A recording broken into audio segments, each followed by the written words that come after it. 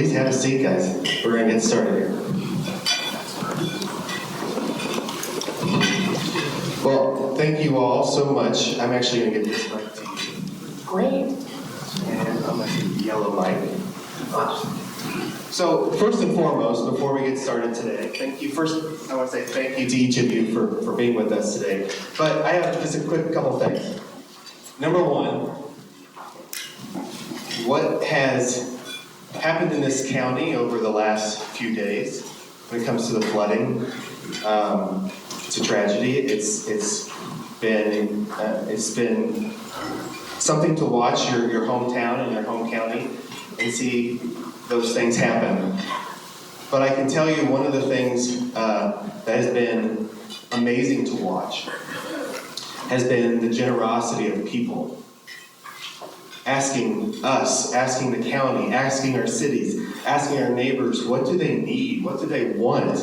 How can we help? And through tragedy, you always find the opportunity to see good things. And what we saw and what we have seen, and thank you to the County Christine and your amazing work as you guys have continued to communicate, and Danny and Victoria, and you as County Council as well, and our mayors. Mayor Finkham can't be here today because she has something going on, as you can imagine. But what we've been able to see through our elected leaders and through our community has been pretty special. And for us as OneZone, a small little piece of this, we asked you all to just bring something. And you have filled the lobby today with amazing things that are going to make impacts on people's lives that are really hard right now. And I try not to get emotional about it, but it's a special thing. And before we get started, I want this group to give themselves a round of applause for the things that you've been able to just donate. This was little thing.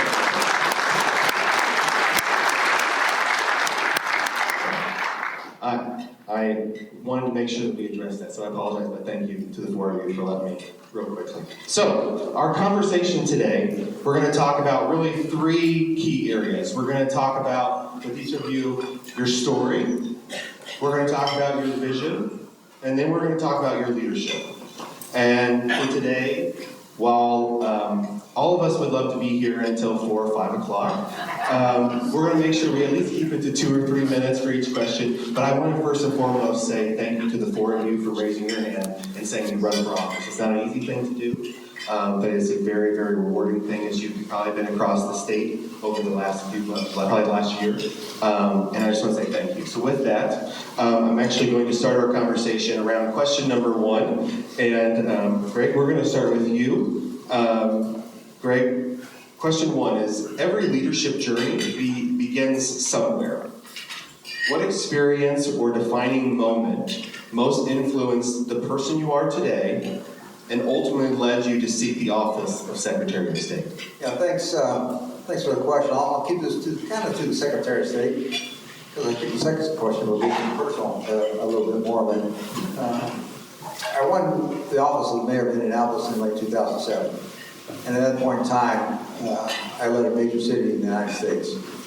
That was a fair amount of experience. I had 23 years in the Marines before that, as I think all of you know.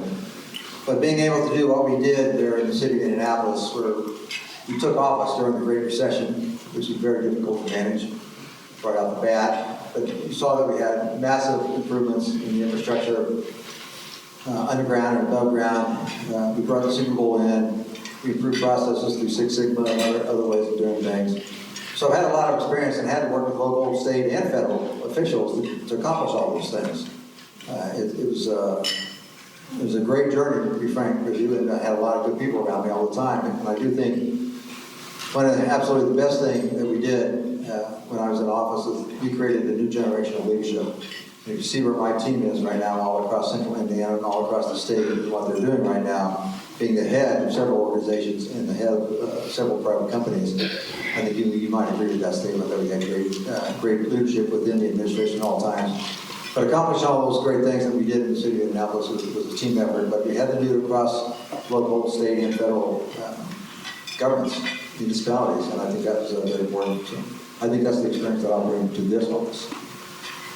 Bo, same question for you. What experience or defining moment most influenced the person you are today and ultimately led you to be running for Secretary of State? Yeah, thank you so much for inviting me to be here with you today. You guys are a brave group keeping a bunch of politicians to 2 to 3 minutes. Yes, that's how we do things in Hamilton County. Well, I was raised in a family of public service, and I was always taught growing up that if you decide to run for public office, you ought to do that to help your community, your state, and your country, and not yourself. And growing up around that environment, seeing the example set for me, that does influence you as a young kid. And I've been to 84 of the 92 counties on the campaign trail, and I get asked occasionally some variation of the question, are you just doing this because your granddad did it or your dad did it? And of course the answer to that is no.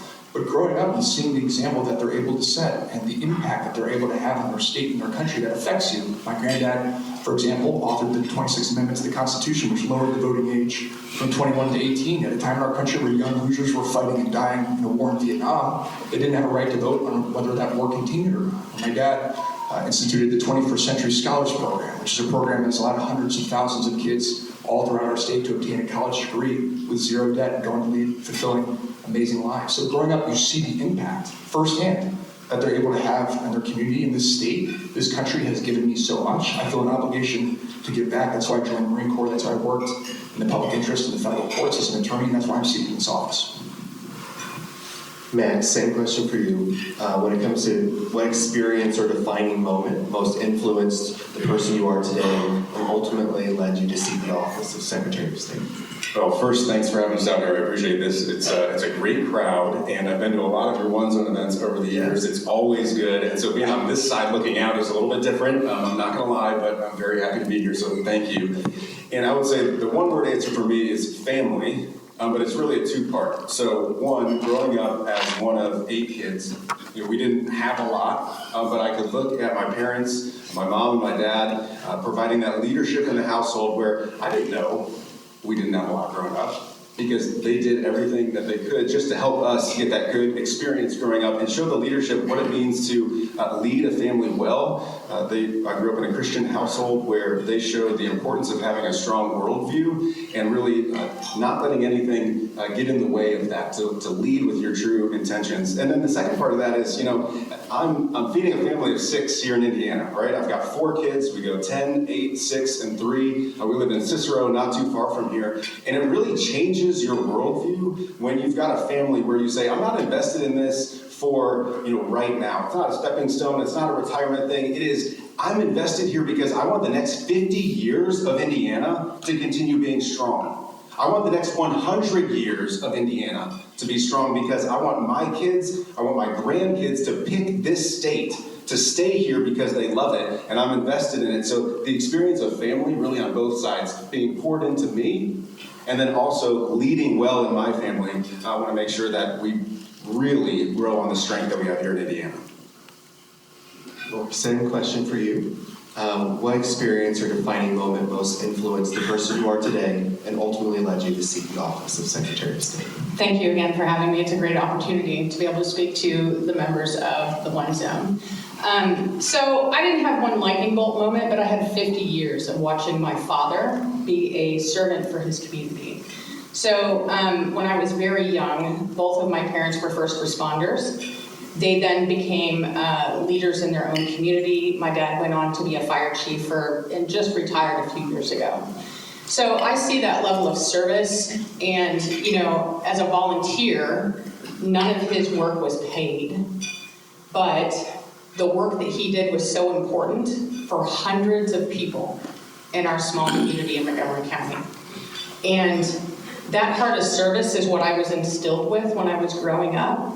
And to see our current state leaders and national leaders not provide that same level of commitment to their communities was very disturbing to me. And I decided that was when I was going to run for Secretary of State, is to make sure that our elections would be sovereign for the state of Indiana, and that the people of Indiana would be well represented by someone who is neutral. And that is why I decided to run. Wonderful. All right, for our next question, I'm going to have Bo. I'm going to have you answer this one first. Outside of politics, what part of your personal and professional life do you think has best prepared you to serve the people of Indiana? Yes, there are two main things that whomever wants to be Secretary of State needs to be successful. One, you have to have this substantive experience and expertise to do a good job. And having worked in the federal courts as an attorney, I've handled election law matters, I've handled securities fraud investigations, and I help business owners on a near weekly basis in my legal practice set up their businesses and handle commercial disputes, all of which are directly relevant to this job. So you have to have the substantive experience, which I believe I possess. Beyond that, any leader, whether in business, politics, law, whatever, needs to be able to take a diverse group of people and orient them toward accomplishing a common mission. I mentioned I was in the United States Marine Corps. I was an infantry officer. And in the units that I was in command of, we came from all over the country, every walk of life. That's one of the best parts about our nation's military is it looks a lot like our country. We didn't always agree on everything. We disagreed a lot of the time, just like I'm sure you and your colleagues do in your businesses. But despite those disagreements, we were able to come together and achieve some very difficult missions. Whoever wants to be successful in this office needs to be able to take a large group of people and orient them toward a common goal. I did that in the Marine Corps. We didn't focus on all the little things that divide us. Instead, we focused on coming together to achieve difficult missions. That's the leadership experience that I bring to this office. Max, outside of politics, what part of your personal and professional life do you think has best prepared you to serve the people of India? So it really is hard work, and if you bear with me a little bit here, I'm going to take you through a little bit of a journey of where that started. So I started working probably earlier than I should have, but that's how it goes when you're in a big family. And all of my first jobs were ag-related, so baled hay, detasseled corn. If anybody here has detasseled corn before, if you do it for one season, they tricked you into it. If you go back for a second season, like I did, it's really your own fault at that point. But I had to work and had to get ahead. And so I worked that time growing up. When I went to school, I went to Ivy Tech first, and then I went to IUPUI to finish my degree, and that whole time I was working as well. I didn't want to leave with debt, and so I worked construction. I worked for several different restaurants through that whole time. And when I was working construction, we built the extension out of the Community North Hospital in that 2007, 2008 time frame. I was putting in about 65 hours a week there and taking 15 credit hours at night because that's what you have to do when you want to move forward and accomplish a goal. And so did that, worked for a small business. When I graduated from IUPUI on the north side of Indianapolis, I was an office manager for a couple of years, not political. But I saw a lot of folks go to Washington on the conservative side and say, hey, I want to make a difference. And I have been very involved politically over the last 20 years and wanted to do that myself. So when I went out to DC, my goal was work hard, trust God, and do the things that other people don't want to do. There's a lot of jobs that people say, I don't do that job. I didn't want that. I wanted to make sure that we leaned in and worked hard. So when I went to DC, I didn't know anybody. I got a job working for the Chief Elections Committee in the U.S. House. And for 3.5 years while I was there, because they don't pay you hardly anything in Washington, I worked at night. For 3.5 years, 5 or 6 nights a week at a steakhouse downtown, because you get off work, you go to your next job, you take the last metro out of town to Virginia, and you come back and do the whole same thing again. I was able to then work for leadership in the House because when you put your head down and you work hard, people give you more things to do and you wind up being busy. And then at the other side of it, you eventually move into a position where folks respect and value what you bring to it. So worked hard on that front and then moved home. Had the opportunity for the last 3.5 years to travel here in the state of Indiana and say, we're going to talk to Hoosiers, hear what's going really well, hear what we need to do differently, and then hear how we can, in many cases, take the government out of your life, which is often the answer. So I had an opportunity to work for Beck's Hybrids. If you know Beck's Hybrids, they're an outstanding company based right here in Indiana doing good work. And then for U.S. Senator Jim Banks for the last 1.5 years doing his agriculture policy as well as his major projects. So I appreciate that you bring up experience, Bo. That's very helpful because when you look at the candidates here across the stage, I have the most relevant experience for this job. Not just experience across the board, but it's working for small businesses, filing my own small business with the Secretary of State's office, working for the Chief Elections Committee in the U.S. House, and then also working on elections here in the state of Indiana, and then being able to pull a group of folks together and build a coalition around the legislation necessary to get your priorities accomplished in this office. Thank you. Lori, outside of politics, what part of your personal and professional life do you think has best prepared you to serve the people of Indiana? So I have been in community and business leadership roles for decades. I am a business owner of my own, working directly with other businesses to increase their brand awareness. to do marketing materials for them, and that has been integral for my life. I get to know the people of Indiana where they sit, in their homes, in their businesses, and working with them directly. And I think that prepares me for the business end of this. And for the last 8 years, I've been heavily invested in the Libertarian Party, working not only here as the chair of the Hamilton County Libertarian Party, but as the SCC representative for the 5th District for the Libertarian Party here in the state. So that gives me the opportunity to work on the other side of the Secretary of State's office, where we have to interface with them to get our work done as a political party. And I see the frustrations not only from the business side, but on the election side of individuals across the state interfacing with that. And that is also part of the reason I decided to run for this office, is to make sure that would be a seamless experience for people. Great. Same question for you. Outside of politics, what part of your personal or professional life do you think best prepares you to serve the people of Indiana? Thanks, Steve. Like others have said, you have to look at your original family first. My dad, unfortunately, got ravaged by rheumatoid arthritis in his 30s, and watching him raise 5 kids, making sure we got good schooling, that has an effect on you. I think that's probably the story of a lot of people in this room. Obviously, being married to my wife for 43 years, small business owner, until I became the mayor, in which case she gave that up to help become the first lady of Indianapolis. But seeing her do her work has been very meaningful. And I've got those experiences that similar people have, obviously. With a family, it was probably not of some means. When I joined the Marine Corps, things changed for me dramatically, as I like to say, forcefully. Because if you don't do it forcefully, you're not going to be around long. Am I right? But you learn how to lead people. You learn about organizations. You learn about personal motivations and personal fears of lots of people and how they do things. And war has its own lessons to be learned. Leading people in wartime, or you're getting bombed by artillery for 2 weeks, living in oil-filled air at this level, where you can't see 50 feet in front of you, living in that for 3 days. And you understand people at that point at a level that most people never really, other people never really get to see. It was dramatic. It taught me a lot, mainly about focus, about doing the right thing,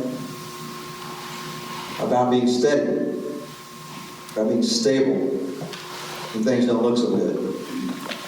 Because everybody does look at the leader when things get difficult. And I've done that since the age of 23. Done it all my life. I think most people know that the incumbent has not done a good job in that office. And you need some experience in there. Somebody who's been through tough times. Somebody who can go in there and clean that place up. That's why I'm doing this. Thank you. Next, we're going to talk about your vision, and especially in the Secretary of State's role. And so, Max, we're going to start with you for this question. If you have the privilege of serving as Indiana's next Secretary of State, what do you hope your legacy will be 4 years from now? What will success look like? So I'm going to start by saying that I don't really look at legacy. Like, it's not something that I generally consider. I think you have to take the next right step and do the next right thing, and whatever they write about you at the end of that is what they write about you at the end of that. But I would say success to me is the priorities that we're running on, which is election integrity. So that works its way out as, one, ensuring that it's only citizens that are voting, that our eligibility rules are clear, that we have voter ID, that we use the tools that the State House has given the Secretary of State's office, including Experian, to clean up the voter rolls so that we just have folks that are appropriately registered in the Secretary of State's office. It's also transparency. So establishing a transparency portal so that anybody who across the state at any level sees something happening in their community with their elections that needs to be reported up to the Secretary of State's office, that you have that opportunity. You're not flipping through a Rolodex trying to find an email. You can go directly to the Secretary of State to make that issue known to then be further investigated. Then the last thing is when we see this business filing fraud that has happened a lot across the state, it works out in a lot of different ways, but one specifically that folks are paying attention to is around trucking companies that are operating fraudulently. And so they'll open an LLC, they'll register it with the Secretary of State's office, they'll have drivers that have CDLs that should not, commercial driver's licenses, that shouldn't have them because they either are not here legally or don't have English proficiency. And then when, as we've seen across the state, serious accidents happen where Hoosiers are hurt or killed, then they're not held responsible because they dissolve that LLC, refile a new one, and keep moving forward. And the Secretary of State's office must be compiling that data to keep Hoosiers safe on the road as the first line of defense against business filing fraud. So, my goal is, will folks look back in 4 years and say, hey, we want to send him back because he ran the office professionally, he did this job with high integrity, and he's moving forward on what he said on the campaign trail? Yeah, that would be the barometer of did you do a good job. Well, thank you. Same question for you. If you have the privilege of serving as Indiana's next Secretary of State, what do you hope your legacy will be 4 years from now, and what will success look like? I'd like to be someone who's known for finding solutions. I don't want to be the person who complains a lot and then never comes to a solution that has an effective use in the Secretary of State's office.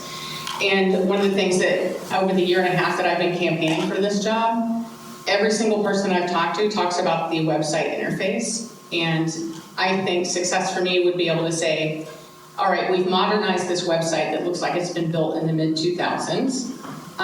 Every time you try to get help, it's either a 404 error or there's some other broken link or the things that you want to find are not there. And as a portal of industry in Indiana, your website is your window to the world. And I think that we should have that to be seamless. Twofold, transparency, to your point, to be able to track people more effectively, either in business world or in our elections. I'd like to set that up as a template so that we can say, hey, this business is owned by XYZ person, and this is their financial filings. And if it were more transparency there, you would be able to say, okay, the XYZ person also has 20 other LLCs. So that would be one way that we'd be able to do that, is full transparency. That would make a lot of people happy about that. On the election side of it, I would love to be able to say, okay, XYZ candidate has these many donors, and then you can have a cross-reference for transparency. That donor is a PAC or a corporation, and they have donated to other people, and who has donated to that PAC right now? It's really a conflated kind of thing to go and find out that information. And once we have that template established, I would love to be able to say, all right, let's make that work at the county level as well, so that those clerks have an easier time of doing their job, and people who want that information and would be able to have more trust in our elections at that point would have an easy portal of information for them to go to. So that has been one thing that I have been campaigning on, and every single person I've talked to across the state of Indiana has agreed with me that that would be a wonderful thing to do. It would be great for business and for our elections. Thank you. Greg, if you have the privilege of serving as Indiana's next Secretary of State, what do you hope your legacy will be 4 years from now, and what will success look like? The wonderful thing is we're already creating a legacy. The two major parties have had a lot of power in the state of Indiana for a long time. And with the formation of our party for independence, we are going to create a vehicle for people, good, practical, problem-solving people you'd be proud to have into office. We're going to create a vehicle for them to run for office, because they know now. You saw what I had to do. 37,000 signatures, over $700,000. Other states don't have those requirements. Here in Indiana, this obstacle is purposeful. It's punitive. But we got through it. And in the future, good, solid men and women now have a place to go to run for office. Because right now, only 1 in 5 registered voters can run for office as a Republican or Democrat. If you're an independent, it's too hard. Unless you have some other things going on, it's just too hard. And that's purposeful. That's purposeful. Don't forget that. This changes it. What we're doing right now changes it. And you have to see this opportunity for what it is. The other thing that I really like to bring to the office is independence. We just saw in the last month that the Secretary of State, as part of the recount commission, is having to vote on folks that he's already made his alliances known. Doesn't sound like independence to me. When I'm in office, I will not donate to, I will not fundraise for, I will not endorse anybody whose election I will oversee. I will take it all, I will take politics out of this office. Nobody else on this stage is going to tell you that. They won't do that. Bo, same question. If you have the privilege of serving as Indiana's next Secretary of State, what do you hope your legacy will be 4 years from now, and what will success look like? Yeah, I've been very clear since the moment we launched this campaign that my first goal in seeking this office is to rein in some of the wasteful spending and insider dealing that I think everyone in this room can agree is unacceptable that's consumed this office. I will do that by conducting an independent audit. We'll open that up on day one. Government misuse of taxpayer resources looks a lot like an iceberg. The top 10% above the surface is just what you see. What we don't know is what's lurking beneath the surface. So it's important that we break open the books, see what's going wrong, and hold anyone accountable that needs to be held accountable. Because when you're paying your tax dollars that you work really hard for to the government, there should be an expectation on the part of our statewide office holders that they use those resources appropriately. So an independent audit is important as a baseline level set so that people can trust us to accomplish on some legislative priorities in mind.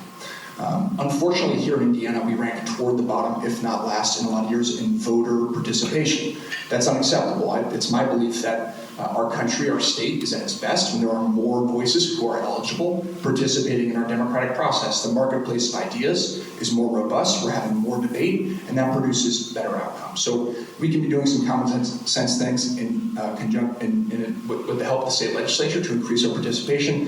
One of those priorities would be ending straight ticket voting. We're one of only 6 states in the country which has this system, and you folks are familiar with this. What it means is the first page on your ballot in fall will not have a list of names or offices on it. It'll just have a red team, blue team, Libertarian Party as well. And this has created a political environment in our state where, unfortunately, these people are getting elected to public office not on their individual merits. I mean, people don't know the names of their office holders half the time, just based on the colored jersey they're wearing. I don't think that's good policy, and it's decreased competition, which reduces, people's incentive to vote as well.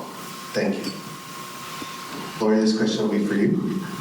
Indiana is changing rapidly. Looking ahead over the next decade, what opportunities excite you most for our state, and what role should the Secretary of State play in helping Indiana thrive? This is a complicated question, and to futurecast what's going to be happening in Indiana is challenging. So we have tremendous growth in biz tech and pharma tech in Indiana right now, but our quality of life is also ranked as one of the lowest in the nation, and the wage scale does not compete with the same as that. So, we can talk about the business structures that create that, but we have people in charge of those legislative practices that create that business structure, but don't always support the people who work here. So I think a great solution would be to have more liberty-minded people be elected in charge of these kind of things to ensure that businesses are supported as well as quality of life in Indiana, because there's a great disparity between what we see on the TV and the people who are actually watching it. And I want people who are going to be liberty-minded, whether it be any party in the state of Indiana, who truly represent the working class here, because that's who's actually doing the work.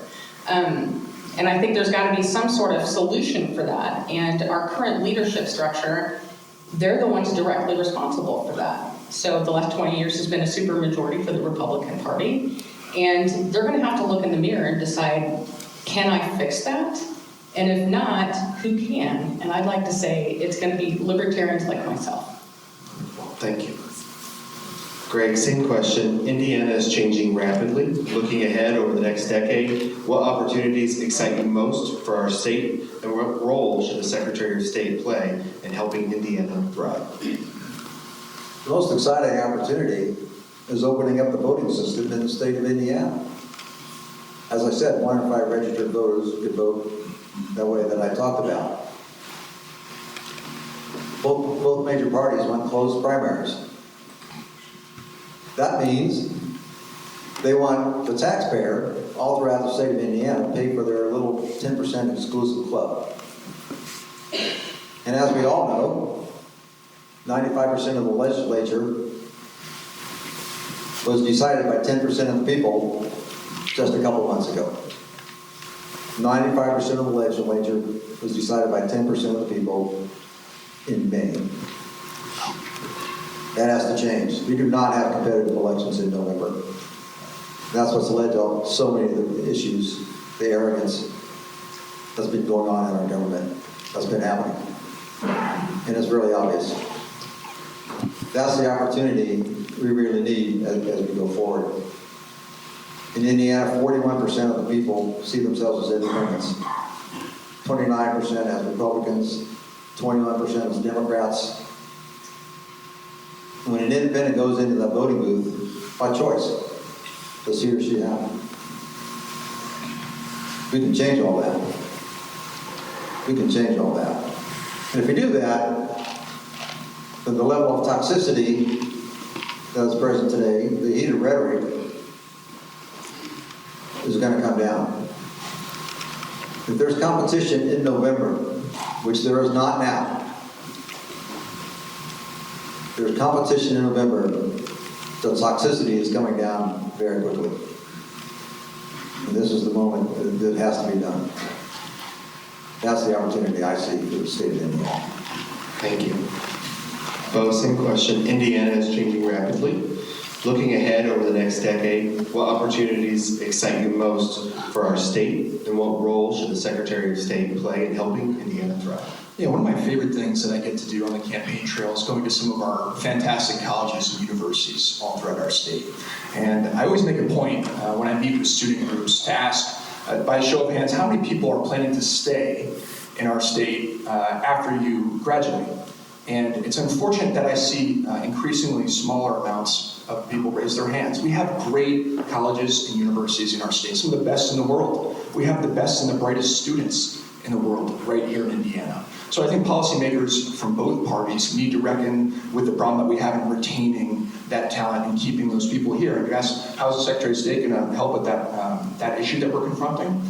Through the business division of this office, I want to be a good partner to new entrepreneurs coming out of school who start great businesses that pay taxes into our economy, that create jobs, and that fuel the economic engine of our state. We have the talent. It exists. We need to do a better job on retaining it. I hope to help out that out. Thank you. Max, same question for you. Indiana is changing rapidly. Looking ahead over the next decade, what opportunities excite you most for our state, and what role should the Secretary of State play in helping Indiana thrive? Well, I appreciate a forward-facing question, right? Let's look down the road a little bit. I think a lot of folks here on the stage have been campaigning on a race that is fundamentally different now. Running against a different candidate. The Republican is me. I'm running to make sure that we lead the office professionally and well. And when you look at what the future is, this is a statewide, constitutionally elected office where you are going to the State House to link arms with your partners there in the State House and move the state forward. Not to be adversarial in the State House, but to say, let's come up with a coalition of good ideas and press forward. And I'm already working with our State House partners, with our other statewide partners to move the state forward. So whether that's working on the business division to say, let's let our employers, our business owners be more intentional in making their businesses successful, hiring Hoosiers, making money, and not thinking through the bureaucracy of what happens in the Secretary of State's office. We're pressing really hard to make sure that we build on what we have here in Indiana. And I'll take a step back and say, as a state, we're doing really well. We've done a really good job here in Indiana. I don't want to go up north to Michigan. I don't want to live in Illinois. I want to live here. And that's because we've built on the strength over the last 20 years here in the state of Indiana, and I want to continue doing that. There's a reason why Indiana is net positive in the Midwest in growth. It's because people want to come here, move their families here, put their roots down here, and really invest. And I want to build into that here in the state of Indiana. So whether it's on strong elections where you can be confident that when you go to the polling place, your vote counts and you know what's happening, or whether it's on the business side that you know if you're opening a business here that you have the opportunity to be successful, or whether it's on the consumer protection side. There's two divisions that are just out there to help make sure you and I are not defrauded. That if we run those really well in the Secretary of State's office, that we can continue to build on the momentum that we have here in Indiana. And that's why I'm running in this particular office. Thank you. Greg, this question will be for you. We're going to have our conversation around leadership. Leadership often requires making difficult decisions under pressure. Tell us about a time when you faced a significant challenge, how you approached it, and what it taught you about leading others. Well, after all that time in the Marine Corps and the war and being the mayor of the city, I could tell you which one. I had so many that are very difficult challenges, obviously. One this audience knows about, I think most of you do, was RFRA, Religious Freedom Restoration Act, that I always said was not about religious freedom at all, because it wasn't. I had to go against my friends and my colleagues. They passed a law that was going to hurt the central Indian economy at a great level. The NCAA was talking about moving events out. Businesses were telling me they can't hire people from out of state. Conventions were pulling out. I had to call several of them to try to keep them coming in. All these things were happening in real time. I felt the weight of 40 years of civic government on my shoulders because it looked like it was going away in 3 to 4 weeks based on what was happening during that time frame. And I stood up to say no. I had to do something that I already knew. Some things you can't delegate. Sometimes you gotta be the guy. And you gotta stand up and say it. And that's what I did. That was a very, very difficult time. Not just in central Indiana, but around the state. There's so many difficult challenges where you got to stand up and do these things. I would suggest to you that this is one of those times. Thank you. Bo, same question. Leadership often requires making difficult decisions under pressure. Tell us about a time when you faced a significant challenge, how you approached it, and what it taught you about leading others. Yeah, leadership in the Marine Corps, being an infantry officer, a captain in the Marine Corps, you make decisions like this when you're in the service on your hourly basis, under pressure, both from your superiors and under pressure from the men and women that you're in command of. Their lives are in your hands. That's immense responsibility. And you're doing it with often little information, under physical duress, and not in the best of conditions. And regardless of those factors, you have to be clear-minded and make tough decisions. I had the honor to serve on a top-secret intelligence program after the Russian invasion of Ukraine. Our program was helping the Ukrainians defend themselves, and we were making decisions during that work that had life and death implications. The intelligence that we were collecting and passing along had real-world implications. And so, of course, when I was making those decisions, working with that team across the branches, there was pressure, but we also knew that we were making an impact. And in terms of leadership lessons that it's taught me, we have the finest military in the history of the world. It's not, we have great technology. That's one part of it, but that's not the central point why we have the best military. We have the best military in the world because we operate according to a concept called decentralized command. Whereas the officer is the leader, I empower the subordinate decision makers to make decisions on their own volition. I trust them, they're well trained, and they're at the point where they have the greatest amount of information. And so my service in the Marine Corps has taught me that you have to build a good team around you because you can't do this all yourself, and you have to trust your subordinates to make good and fast decisions. I've done that throughout my career. Thank you. Max, same question for you. Leadership often requires making difficult decisions under pressure. Tell us about a time when you faced a significant challenge, how you approached it, and what it taught you about leading others. Over the last 20 years, there's been a lot of opportunity to pull from on where you can lean in on leadership. But one specific example that I'll give is when I worked for the Committee on House Administration, one of their responsibilities is training every incoming freshman member of Congress. So they win their elections around the country, they come out to Washington, and your job is to catch them and say, how do you do this particular job really well?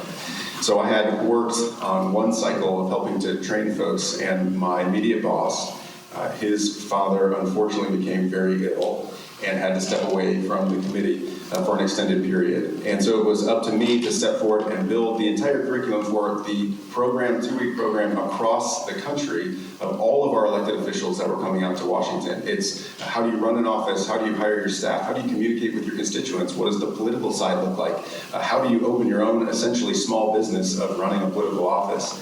And so stepped into that.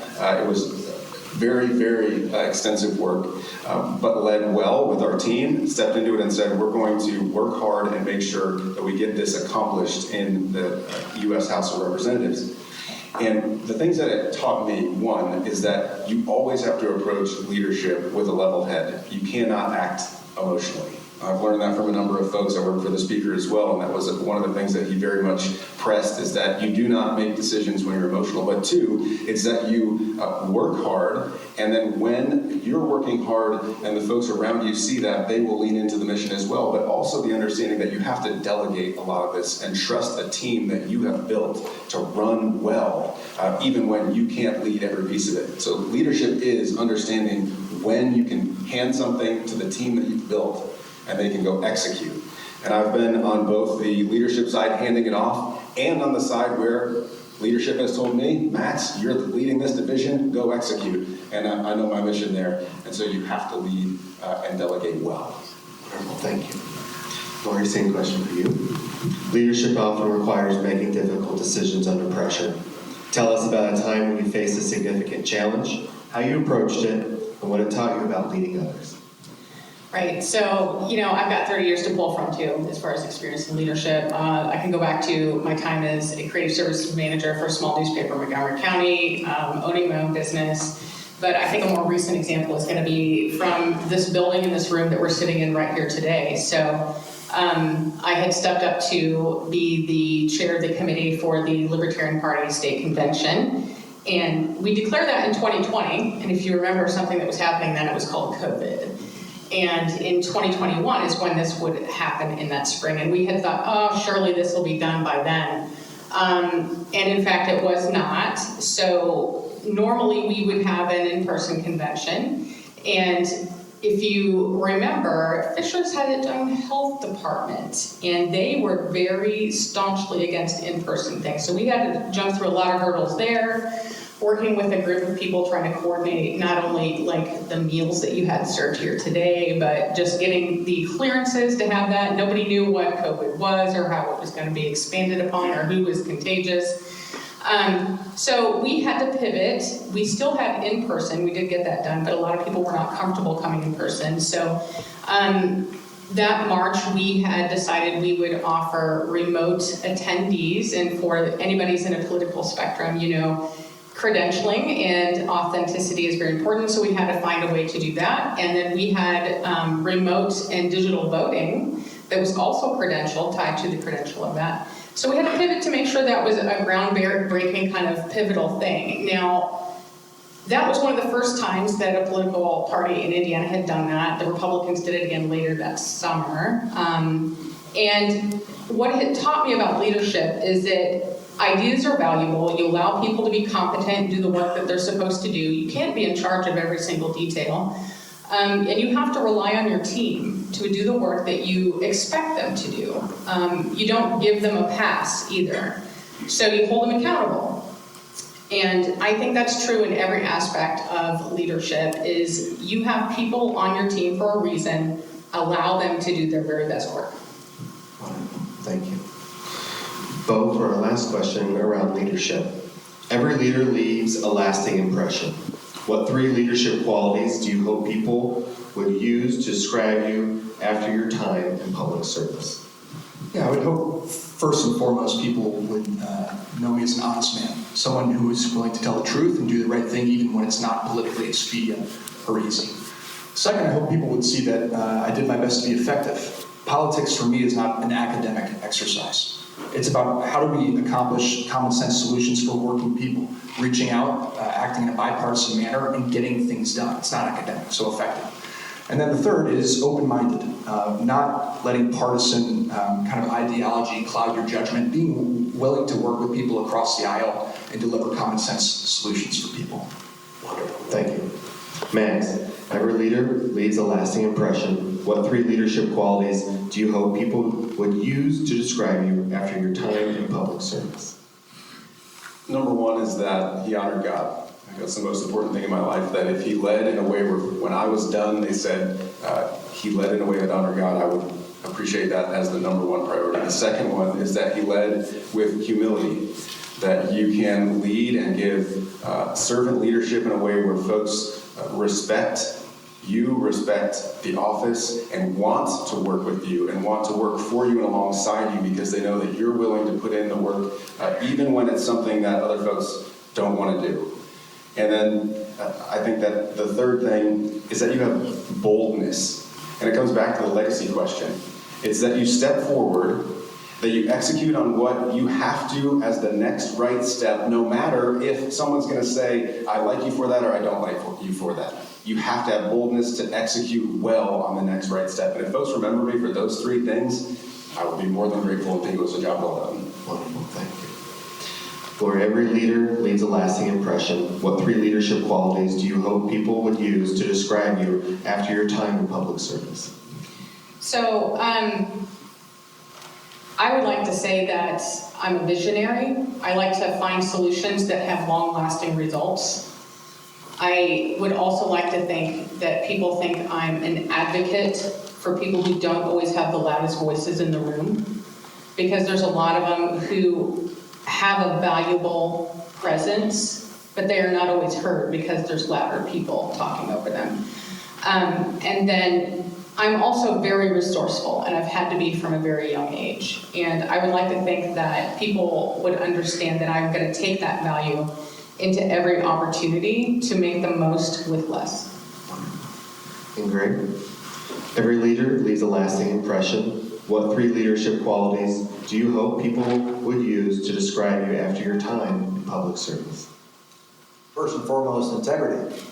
I have a reputation for doing the right thing for the right reasons, and that will certainly continue. Second would be that I use my experience to move in the right direction. I have a lot of experience in this area. I want to make sure that we do the right thing for the Hoosiers of Indiana. The last one is impact. I'm not here for the show. I'm here to make things happen. I'm here to make a difference. I don't like the way the voting process is. I don't like the fact that we have so little voter choice. That has to change. I want to impact that. Wonderful, thank you. So now we've gone through the story, we've gone through the vision.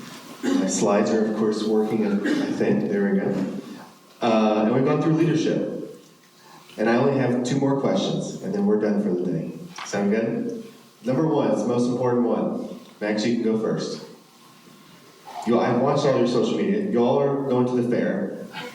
Favorite fair food? We're going to lighten it up a little bit. The crowd's getting a little quiet. Fair food. Favorite fair food? I saw you were there the other day. Tell us. I was there the other day. It is awesome. Actually, we have goldfish from 3 years ago at this table that are still alive right now. So Okay. That's a feat. Isn't it amazing? For $45, that fish is there. That's right. I agree. So they have a new shake at the Dairy Bar, which is like a blue raspberry flavored shake, and I can't quite do that on a shake. It was okay, but I really did like the coffee with ice cream in it that they have at the Dairy Bar. It was outstanding. Good old job, Max. Lori, favorite fair food? So every time I go to the fair, I always it's like a apple cider that's warmed up with cinnamon. That's my favorite thing to get. Love it. Great. Terrible. Anybody who knows me knows what a strange eater I am, but when I go to the fair, the man of routine, pork chop and applesauce. There you go. There you go, Mike. Great. There you go. And Bo. I've been going to the fair since I was a little boy, and I've always loved elephant ears. And I feel this suit getting tighter every day, guys. Every day. I love it. We took our kids to the fair last weekend, and I introduced them to something where the Oreo is deep fried, and my 7-year-old said, "No." He was like, "I don't comprehend the fact that something could be deep." I said, "Son, everything can be deep fried." So I wanted to give us a little lightheartedness on that, but I appreciate that. But here's my last question, and it's only one sentence, which is, and Lauren, I'm going to have you start this off. In one sentence, what do you hope everyone in this room remembers about you after today's conversation? So I'd like you to remember that I have been a working class teacher my entire life. I have understood the struggle. I've worked 2 to 3 jobs like many of the people here. And that I got in this race to represent the people of Indiana as a service role, not as a political stepping stone. I'm not doing this for the next thing. I'm doing it for you today. Wonderful. Greg, we can do 2 sentences. In one sentence. You guys have been doing good, 6 questions in. I'll give you 2 sentences if you need 2 seconds. In one sentence, what do you hope everyone in this room remembers about you after today's conversation? Besides being the best looking candidate on stage. 100%. Just saying. That if you want to reduce the toxicity, the heated rhetoric that we all hate so much, is this year, is this moment, if you have the courage to vote accordingly. Thank you. Bo, same question. In one sentence, what do you hope everyone in this room remembers about you after today's conversation? Well, I really hope everyone in this room thinks, hey, that guy would be a great Secretary of State. But no, in seriousness, I think there's so much divisiveness and anger wound up into our politics today. So I hope that folks leave this room thinking that I'm the type of leader that instead of dividing Americans and Hoosiers against each other, seeks to lead by bringing people together around our common values. That's how we build a better future here in our state. Wonderful. And Max, last one. In one sentence, what do you hope everyone in this room remembers about you after today's conversation? So I hope that folks would walk away thinking that Max is the candidate with the most relevant experience for this position, the desire to lead with humility, and is bringing forward real ideas and priorities to make the office better and the state of Indiana better so we can continue growing on the strength that we've built here already and that we run this office well. Well, thank you to each and every one of you for being with us today, sharing your vision, sharing your story, sharing your leadership. And if we could give the floor to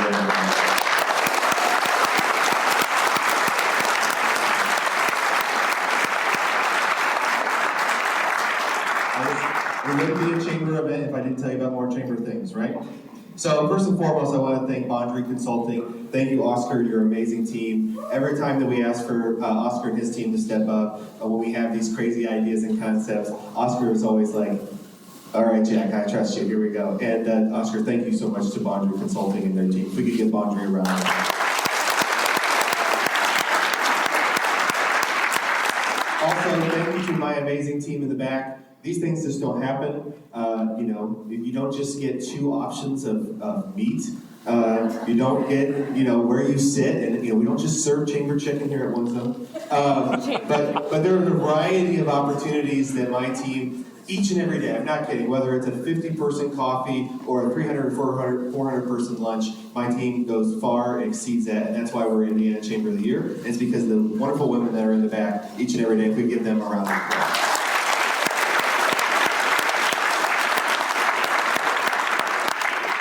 If you're an honors winner, I see Dr. O, there you go, honors winner. If you're an honors winner, please make sure that you make your way to the back afterwards so we can get your photo. And then my final thoughts here. Oh, and I want to say there's 3 quick events. Power your business at Beck's Hybrids. I saw Brad, there's Brad. Power your business at Beck's Hybrids is on September 2nd, which is a Wednesday. Our networking power hour at Conner Prairie is on Thursday, September 17th. And our own breakfast with Olivia West is on Wednesday, September 23rd. Please make sure you sign up for those. This is my final thoughts and final ideas, and I'll let you go. Plus, I'm letting you all out early, so I don't want to talk for the next 15 minutes. I'm not. But here's the thing I want to encourage you. The 4 people on this stage, one of them will become your next Secretary of State. They have lots of roles in the Secretary of State's job, but really one big role, which is to serve the state of Indiana. And so you all today have a voice, and you can use it. And it's in November. And so I encourage you to go out and vote, but also get to know each and every one of the 4 that are here with us today. It's really important. That's why I tried intentionally to get us done a little early, so you can come up and introduce yourself to the 4 individuals here. Because what they're doing is they're trying to get to 92 counties and share their vision, share the world. But I can promise you, as an elected official, and many of our elected officials here, they want to hear your voice. They want to hear what's going on in your business. They want to hear the things that are going on in your backyard, because those things matter. And when one of them wins, their continued voice is going to be able to serve the state of Indiana. So I encourage you to do those things today. Number 1, vote. When do you vote? November, right? Don't show up in December. You got this. First week of November. All right? But make sure your voice is heard, and understand that one of these 4 individuals will be the next Secretary of State for the state of Indiana. And with that, have a wonderful rest of your day.